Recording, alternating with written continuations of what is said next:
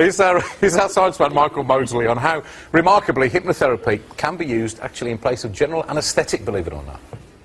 What happens if you need an operation, but for psychological or medical reasons you can't or won't have an anaesthetic? Well, incredible as it sounds, some people opt for hypnotism. So how does it work? I'm off to find out. At Birmingham University, Dr. Stuart Derbyshire studies pain, and he's about to inflict some on me. What I'm going to do is I'm going to basically put this heat pad onto your arm, and what you will feel is you'll feel very rapid pulses of heat. Ooh, ooh. Pain is both mental and physical. What happens is when the pain receptors, called the nociceptors in my arm, are activated, a signal goes via my spinal cord to my brain, and it's in my brain this mysterious thing we call pain occurs, and that's when I go ouch. To find my pain threshold, Stuart racks up the temperature until it really hurts. And let's see how this one feels.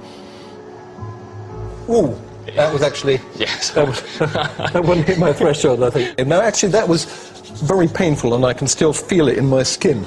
Now, normally, if I was going to have an operation, I would have a drug which would block the action of the pain. What Stuart is going to attempt to do in the moment is hypnotise me as though I had had an anaesthetic. I find it incredibly hard to believe that that will work, but we'll find out.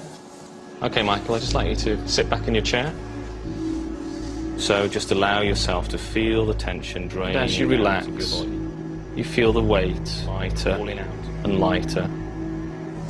And now I'm going to put the probe onto your arm as we did before. Then Stuart turns up the heat. But although I'm aware of it, this time it isn't hurting. And how did that feel? Quite pleasant. He takes the temperature as high as he can safely go, and I'm still relaxed. Then we go one step further. I asked him in advance to try driving a needle into my hand. You won't feel anything at all. He pushes the needle in as far as it will go.